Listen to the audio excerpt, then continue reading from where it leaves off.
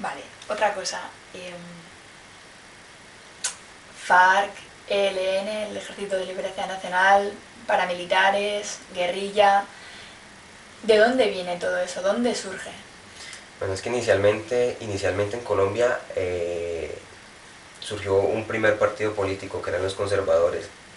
Los conservadores fueron los primeros que surgieron, que son los que la clase política que está más ligada a, por ejemplo, a la religión, a todo lo que conlleva la religión y a todo lo que ha representado la religión en la historia. Este era el partido político que había. Luego surgieron los liberales también, que fue la parte opuesta de los conservadores.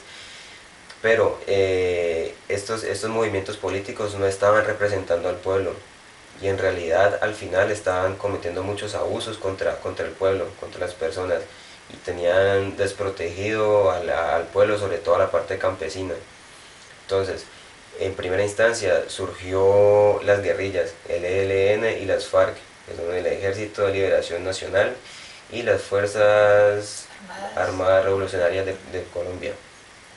Surgieron con el fin de proteger los derechos de los campesinos, es decir, querían luchar contra el gobierno para que los campesinos fuesen protegidos, fuesen más respetados y se le ofrecieran las condiciones que merecían.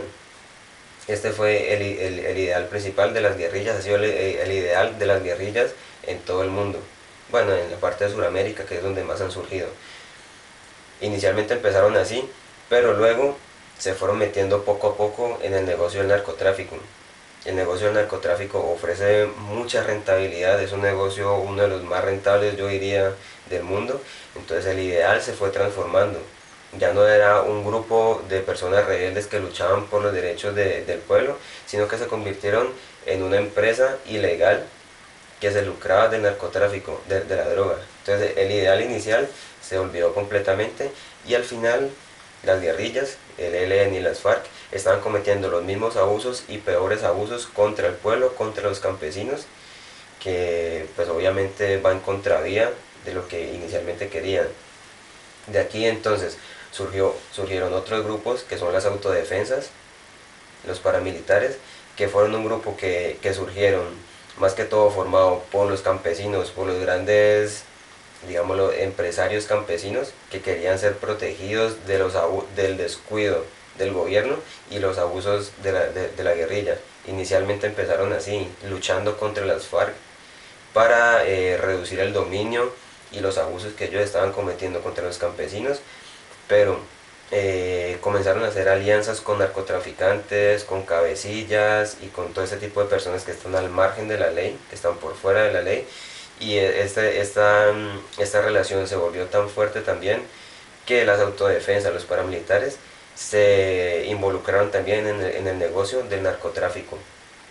Aquí el ideal de las autodefensas, de los paramilitares, también cambió, se volvieron grupos narcotraficantes, al igual que las guerrillas, que inicialmente estaban protegiendo al pueblo, querían proteger al pueblo contra los abusos del gobierno, e igual sucedió con las autodefensas, querían proteger a los campesinos, a los empresarios del campo que estaban siendo abusados por la guerrilla, y se fueron para el negocio del narcotráfico. Entonces en todo esto, en el descuido del gobierno, en los abusos de la guerrilla y los abusos de las autodefensas, quedaron en medio los campesinos. Entonces surge un nuevo y adicional problema para los campesinos. Es decir, están en medio de todos estos grupos, están en el campo. Entonces tienen la opción: o me trabaja a mí, llega la guerrilla, o me trabaja a mí, o se va, abandona sus tierras y se va para la ciudad. Llegan las autodefensas y dicen: usted hace parte de la guerrilla. Entonces están en este problema, que llega la guerrilla y inmediatamente los encasilla como participantes de las autodefensas. Llegan las autodefensas y automáticamente los encasillan como integrantes de la guerrilla.